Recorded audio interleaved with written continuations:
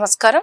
Ahalya news కి స్వాగతం. నెల్లూరు జిల్లా గూడూరు నియోజకవర్గంలోని పున్నపువారిపాలెం గ్రామంలో నిర్వహించిన పేదల సేవలో కార్యక్రమంలో ముఖ్యమంత్రి చంద్రబాబు నాయుడు పాల్గొన్నారు.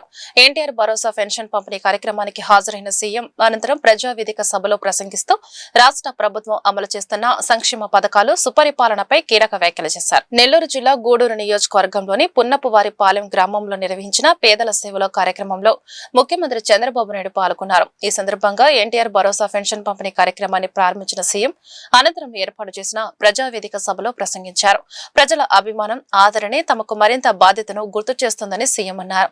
గత ప్రభుత్వం జిల్లాలను అశాస్త్రీయంగా విభజించిందని విమర్శించిన ఆయన ప్రజల ఆకాంక్ష మేరకు గూడూరును తిరిగి నెల్లూరు జిల్లాలో కలిపామని, సైదాపురం, కాలువాయిపురం మండలాలను కూడా నెల్లూరులో చేర్చామని తెలిపారు.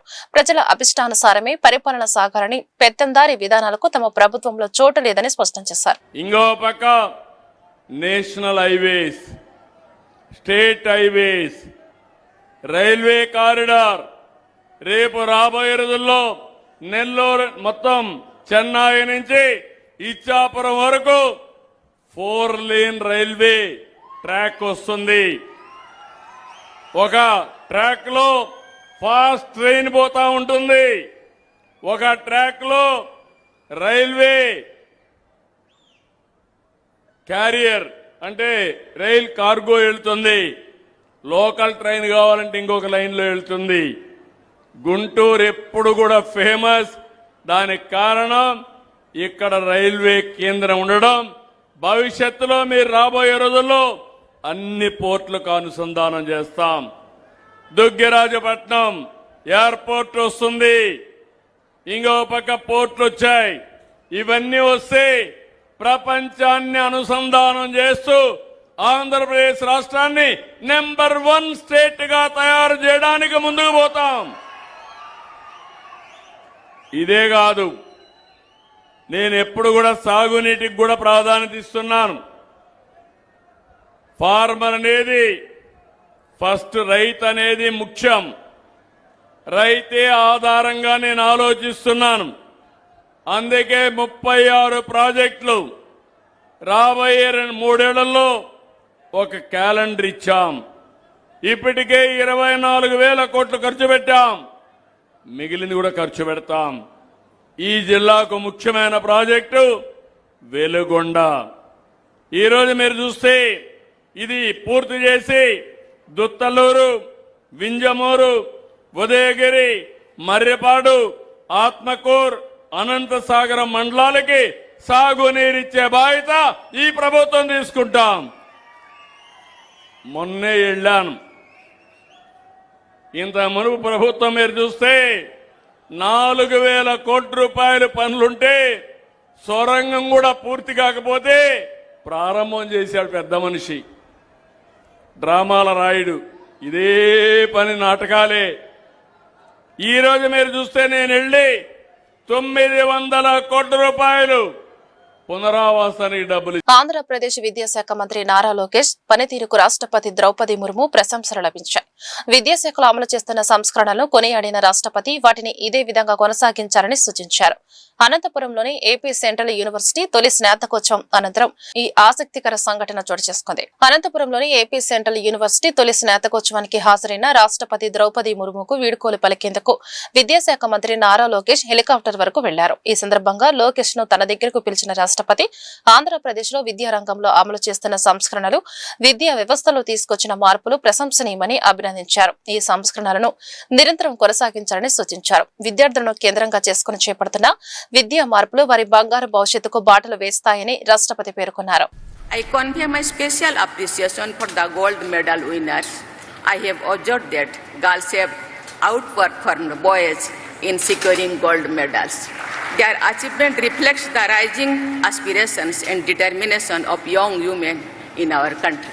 I am confident that this university will emerge as a center of excellence and contribute significantly to the realization of vision of Viksit Bharat by 2047. Students from most of the states are studying here. This university brings together different languages and traditions, creating a vibrant environment where unity in diversity is experienced by students every day. Your success is the result of your own hard work, but it has also been shaped by the sacrifices of your parents, the guidance of your teachers, and the support of society. Therefore, you have a responsibility to give back to the society. Whether you become entrepreneurs, generating employment, scientists, driving innovation, public servants working for the people, or philanthropists serving society, you are going to begin your careers at a transformative juncture when India is moving confidently towards becoming a developed nation by 2047. This vision of Viksit Bharat can be realized only through the energy, talent, and commitment of our youth. Each one of you is an architect of that future. Whatever path you choose, you should pursue excellence and dedication and integrity. Gannavaram నియోజకవర్గంలో ఎన్టీఆర్ భరోసా పింఛన్ల పంపిణీ కార్యక్రమాన్ని MLA Yarlagadda Venkatrao స్వయంగా నిర్వహించారు. దావాజీగూడెంలో ఇంటింటికి వెళ్లి లబ్ధిదారులకు పింఛన్లు అందజేసిన ఆయన అభివృద్ధి సంక్షేమమే ఎన్డీఏ ప్రభుత్వ ప్రధాన లక్ష్యమని స్పష్టం చేశారు. గన్నవరాన్ని రాష్ట్రంలోనే ఆదర్శ నియోజకవర్గంగా తీర్చిదిద్దేందుకు అన్ని రంగాల్లో అభివృద్ధి పనులు చేపడుతున్నామని తెలిపారు. గన్నవరం మండలం దావాజీగూడెంలో బుధవారం నిర్వహించిన ఎన్టీఆర్ భరోసా పింఛన్ల పంపిణీ కార్యక్రమంలో ఎమ్మెల్యే ఎర్లగడ్డ వెంకట్రావు పాల్గొన్నారు. గ్రామంలోని లబ్ధిదారుల ఇళ్లకు వెళ్లి అవ్వలు తాతలకు స్వయంగా పింఛన్లు అందజేసి వారి యోగక్షేమాలు అడిగి తెలుసుకున్నారు. దావాజీగూడెంలో 815 మంది లబ్ధిదారులకు 35 లక్షల విలువైన పింఛన్లు పంపిణీ చేశామని, గన్నవరం నియోజకవర్గ వ్యాప్తంగా 40,521 మందికి 17.39 కోట్ల పింఛన్లు అందజేస్తున్నట్లు తెలిపారు. బాధ్యతగా తీసుకుని 1వ తారీఖు పెన్షన్ ఇచ్చే కార్యక్రమం, 1వ తారీఖు జీతాలు ఇచ్చే పరిస్థితి రాష్ట్రంలో 5 సంవత్సరాల తర్వాత వచ్చింది. అలాగే ఈరోజు దావాజీగూడెంలో దాదాపు 815 మందికి 35 లక్షల రూపాయలు పెన్షన్ డిస్ట్రిబ్యూషన్ చేయడం జరిగింది. అలాగే నియోజకవర్గం మొత్తం 17,39,00,000, 40,521 మంది లబ్ధిదారులు. ఈ నియోజకవర్గంలో 2,85,000 మంది ఓట్లు ఉంటే దాదాపు 41,000 మందికి మేము పెన్షన్ ఇచ్చే కార్యక్రమం. ఓట్లు లేని ప్రజలు ఇంకొక 1,00,000 పైన 1,30,000 ఉంటారు, కానీ పెన్షన్ వచ్చేది పెద్ద వయసులకే కాబట్టి దాదాపు 2,80,000లో 40,000 మందికి మేము పెన్షన్ ఈ ప్రభుత్వం ఇస్తుందంటే, అలాగే కొత్తగా మనం కొన్ని యాడ్ చేసాం. ఇంకా కొంతమంది అర్హులైన నిరుపేదలకి అర్హత ఉండి విడో పెన్షన్ రాని వాళ్ళకి కూడా ఉన్నారు. వాళ్ళు ప్రభుత్వ అధికారుల దృష్టికి తీసుకెళ్లారు. వాళ్ళు రాబోయే కాలంలో కొత్త పెన్షన్లు మొన్న కొన్ని వచ్చినాయి, మళ్ళీ నెక్స్ట్ టైం వాటిని కూడా మిగతా యాడ్ చేస్తామని తెలియజేస్తూ, ఈ బుధవారం దావాజీగూడెం పంచాయతీలో పవన్ కళ్యాణ్ గారి పర్యటన పోస్ట్పోన్ అవడం చాలా బాధాకరం. ఈ ఊరు నష్టపోయింది ఆ రోజు. సో ఈ సర్పంచ్ ఇక్కడ గెలిచిన 2 సర్పంచ్ నియోజకవర్గంలో ఒకటి ఉంటే, ఒకటి రంగనగూడెం సర్పంచ్ తెలుగుదేశం పార్టీలు గెలిస్తే, రెండోది కమ్యూనిస్ట్ పార్టీ మద్దతుతో కమ్యూనిస్ట్ పార్టీ సర్పంచ్ ఈ దావాజీగూడెంలో గెలిచిన పరిస్థితి. మొన్న ఎన్నికల్లో కూడా నాకు ఎప్పుడూ లేని విధంగా 2,700 ఓట్ల మెజారిటీ వచ్చిన గ్రామం అది. అలాగే ఈ గ్రామ అభివృద్ధికి కోసం పనిచేస్తానని చెప్పా, సిఎస్ఆర్ ఫండ్స్ తీసుకొచ్చి పనిచేస్తానని చెప్పా. సిహెచ్సి సెంటర్ దారుణమైన పరిస్థితి. గత శాసనసభ్యుడు పరిపాలించిన 5 ఏళ్ళు 10 ఏళ్ళకి నేను పరిపాలించిన 2 ఏళ్ళకి సుస్పష్టమైన తేడాను మీరు గమనించవచ్చు. మీడియా సోదరులకి సుస్పష్టంగా ఒకే విషయం అడుగుతున్నా. పాత శాసనసభ్యుడి కార్యాలయం ఎదుర్కొన్న సిహెచ్సి సెంటర్ దారుణమైన పరిస్థితుల్లో ఉంటాయి. ప్రభుత్వం దగ్గర నిధులు లేముంటే కోల్ ఇండియా చైర్మన్తో మాట్లాడి 3 కోట్లు, కానీ మిగతా కంపెనీలు సిఎస్ఆర్ ఫండ్తో 4,50,00,000 ఇవాళకి సిఎస్ఆర్ ఫండ్ తెచ్చాం. ఇంకో 2-3 కోట్లు తెస్తే మన హాస్పిటల్ డెఫినెట్గా బాగుంటుంది. కనీసం కాంపౌండ్ వాళ్ళు కూడా పడిపోయిన చూడని పరిస్థితి. అంటే దావాజీగూడెం ట్రాఫిక్ ఎంత ఉన్నా ఉంగుటూరు వెళ్ళేవాళ్ళు ఈ మండలం మొత్తం వెళ్ళే రోడ్డును కూడా గాలికి వదిలేశారు. అతను ఉన్న రోడ్డును కూడా అతను వేపించిన పరిస్థితి.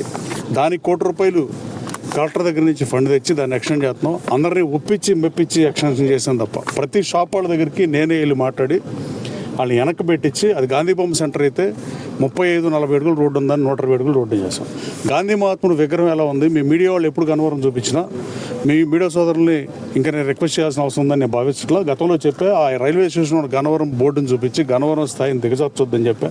కామెడీ పుచ్చలపల్లి సుందరయ్య గారు, వెలువల సీతారామ గారు, కాకాని వెంకటరత్నం గారు, ఉక్కు కాకనేటువంటి మహానుభావులు. సౌత్ ఇండియా కురుమా కురువన్ మరియు ధంగర్ సంఘం ఆధ్వర్యంలో జూలై 12వ తేదీ ఆదివారం తిరుపతి బైపాస్ లోని లీలా మహల్ జంక్షన్ సమీపంలోని సాయిస్ ఎంజిఎం గార్డెన్స్ లో భారీ కాన్ఫరెన్స్ నిర్వహించనున్నట్లు సంఘం రాష్ట్ర అధ్యక్షుడు జబ్బా శ్రీనివాస్ గాంధీనగర్ ప్రెస్ క్లబ్ నందు వెల్లడించారు. ఈ సమావేశంలో దక్షిణ భారతదేశంలోని కురుమా సామాజిక వర్గాల రాజకీయ చైతన్యం, హక్కుల సాధన, సామాజిక అభివృద్ధిపై సమగ్రంగా చర్చించనున్నారు. యువతకు చిన్న పరిశ్రమల స్థాపన కోసం రుణాలు మంజూరు, స్వయం ఉపాధి అవకాశాలపై ప్రత్యేక కార్యాచరణ రూపొందించారు. అందించనున్నారు. దక్షిణాది రాష్ట్రాల నుంచి సామాజిక పెద్దలు, రాజకీయ నాయకులు, ప్రముఖులు హాజరు కానున్న ఈ కాన్ఫరెన్స్ కు కురుమ కుల బంధువులు భారీ సంఖ్యలో పాల్గొని విజయవంతం చేయాలని సంఘ నాయకత్వం పిలుపునిచ్చింది. ఈ సమావేశంలో ధనుంజయరావు, జి పరమేశ్ తదితరులు పాల్గొన్నారు. గాంధీనగర్ ప్రెస్ క్లబ్లో సోదరులు మీడియా మిత్రులు, ప్రింట్ అండ్ ఎలక్ట్రానిక్ మీడియా వాళ్ళకి సమావేశం జరగడం జరిగింది. ఈ సమావేశం ముఖ్య ఉద్దేశం ఈ నెల 12వ తారీఖున తిరుపతి పట్టణం లీలామహల్ జంక్షన్ దగ్గర సాయి ఎంజిఎం ఫంక్షన్ హాల్లో సౌత్ ఇండియా కురువన్ అండ్ ధన్గర్ అంటే ఇన్ని రకాల పేర్లు ఏమున్నాయి అనొచ్చు, కానీ ఇదంతా ఒకే సంతతి. సౌత్ ఇండియాలో 2 కోట్ల పైన మా జనాభా ఉన్నారు.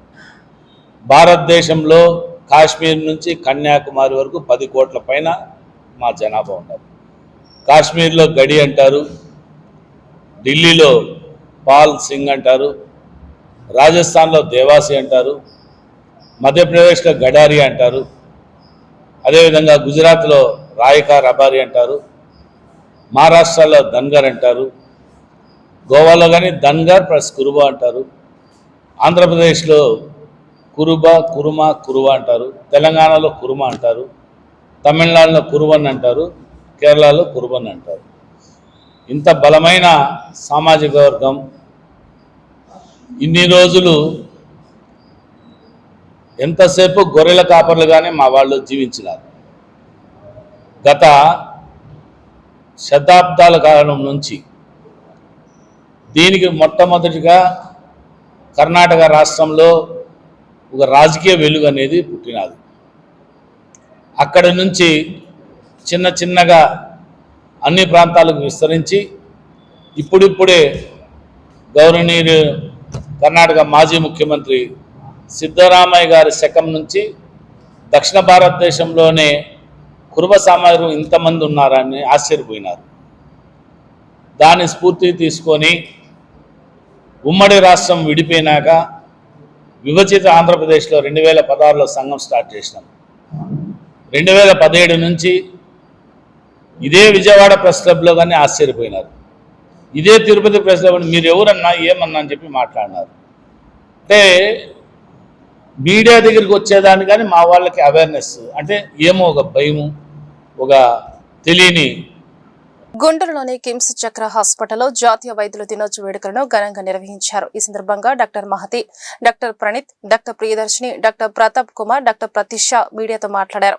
క్యాన్సర్ నివారణ కోసం గుంటూరులో అత్యాధునిక వైద్య సేవలు అందుబాటులో ఉన్నాయని చెప్పారు.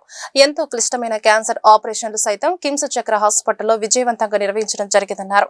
క్యాన్సర్ చికిత్స కోసం సుదూర ప్రాంతాలకు వెళ్లాల్సిన అవసరం లేదన్నారు. అత్యాధునిక పరికరాలతో అందిస్తున్న వైద్య సేవలను అందరూ సద్వినియోగం చేసుకోవాలని వారు వెల్లడించారు.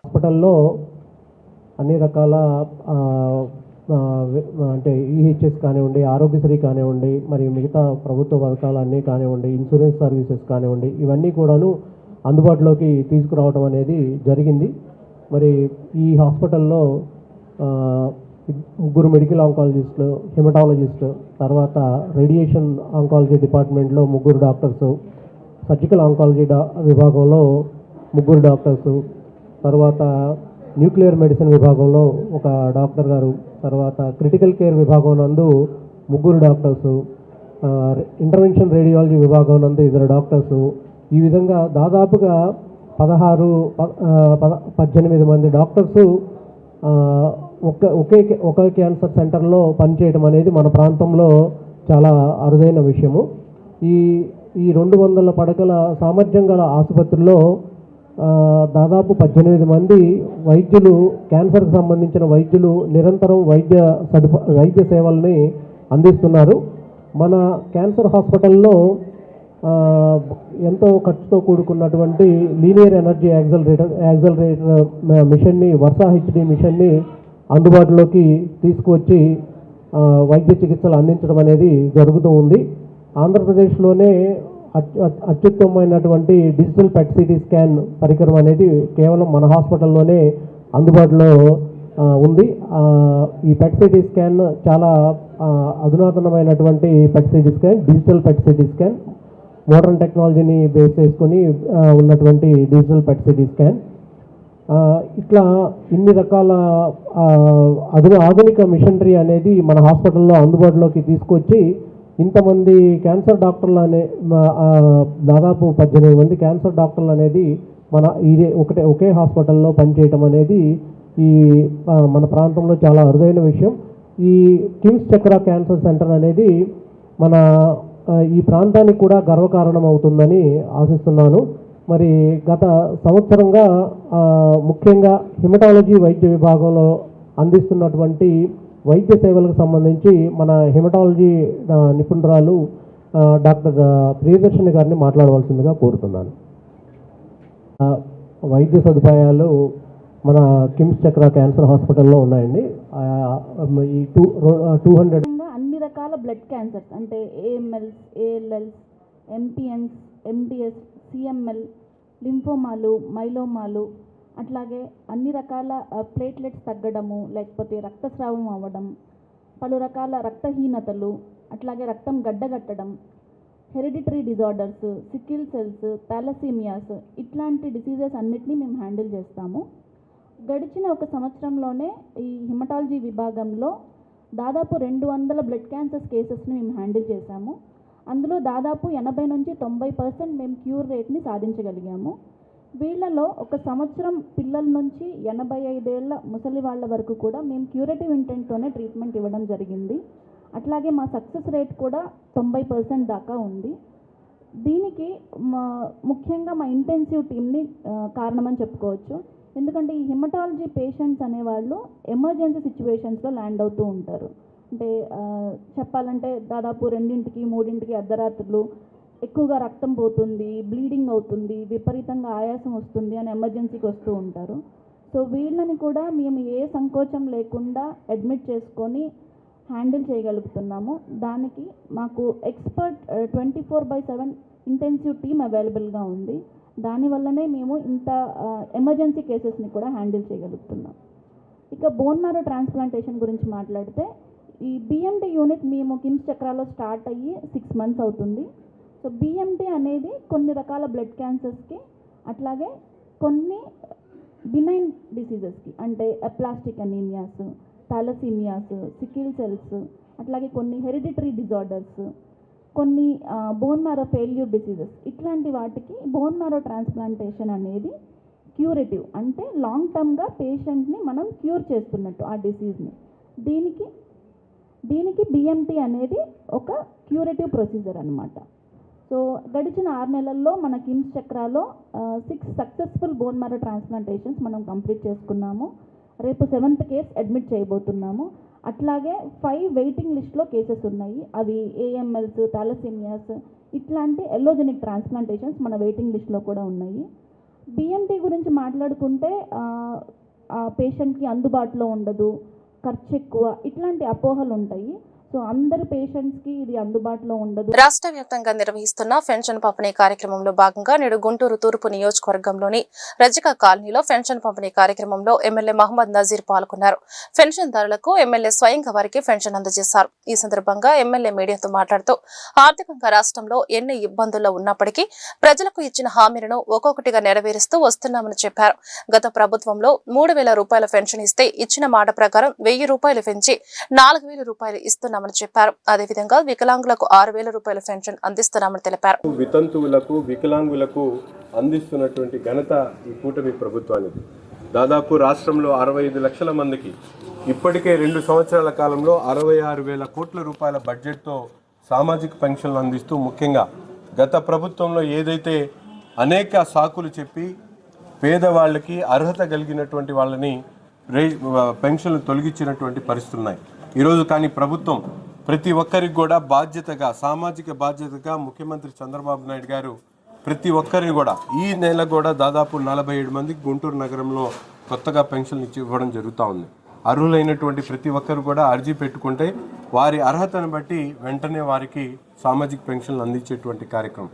ఒక నెల తీసుకోకపోతే 2వ నెల 2 నెలలు కలిపి ఇచ్చేటువంటి కార్యక్రమంతో పాటు ఎవరైనా ఇంట్లో చనిపోతే పెన్షన్ తీసుకునేటువంటి మగవాళ్ళు చనిపోతే ఆ ఇంట్లో ఉన్నటువంటి మహిళకే 2 నెలల్లోనే స్పౌస్ గ్రౌండ్స్లో పెన్షన్ అందించేటువంటి కార్యక్రమం.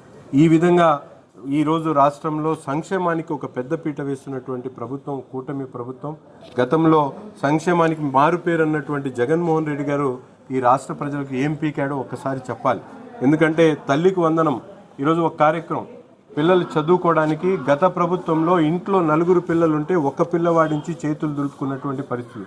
తల్లి కూడా ఏ పిల్లవాడిని చదివించాలనేటువంటి ఆలోచన చేసేటువంటి విధంగా గత ప్రభుత్వంలో చేస్తే ఈరోజు గౌరవ ముఖ్యమంత్రి చంద్రబాబు నాయుడు గారు కూటమి ప్రభుత్వం ఆధ్వర్యంలో ఇంట్లో 4 పిల్లలుంటే 4కి కూడా ఆ ఇంట్లో ఉన్నటువంటి 4 పిల్లలకి 4, 15, 60 వేలు ఇచ్చేటువంటి కార్యక్రమం. అలాగే మహిళలకు స్త్రీ శక్తి కానివ్వండి, ఈ విధంగా ఎన్నికలు చెప్పినటువంటి వాగ్దానాలు పూర్తి స్థాయిలో చేస్తూ ఉంటే ఈరోజు చేయలేనటువంటి దద్దమ్మ ఈరోజు రోడ్డు మీదకి వచ్చి 2 సంవత్సరాల్లో అధికారం కోల్పోయి ప్రజలు చీకొట్టినా కూడా సిగ్గు రాకుండా ఈరోజు ప్రజల్లో తిరుగుతున్నటువంటి చీప్ నాయకులకి ఈ సందర్భంగా చెప్తా ఉన్నాం, రండి ప్రజల్లోకి. కూటమి ప్రభుత్వం చెప్పినటువంటి కార్యక్రమాలు ఏ విధంగా నెరవేరుస్తూ ఉందో నిరూపించుకోవడానికి మేము సిద్ధంగా ఉన్నాం. మీలాగా కేవలం ప్రెస్ మీడియాలో కూర్చొని మాట్లాడడం కాకుండా అసెంబ్లీలో వచ్చి నిలదీయండి. మీకు ప్రజలు ఒక అవకాశం ఇచ్చారు 11 మందికి. మీ నాయకుడికి ఎలాగో సిగ్గు లేదు, ఆయన రోడ్డు మీదకి రాలేడు, వచ్చినా కూడా ప్రజలకు సమాధానం చెప్పలేడు. ఈరోజు మేము బహిరంగంగా చెప్తా ఉన్నాం, చర్చకి ఎవరు సిద్ధం ఉన్నా సంక్షేమ కార్యక్రమాలకు పెద్దపీట వేసింది ఈ రాష్ట్రంలో పునాది వేసింది తెలుగుదేశం పార్టీ, చంద్రబాబు నాయుడు గారు అనేటువంటి విషయాన్ని. ఈ వార్తలు ఇంతటితో సమాప్తం. నమస్కారం.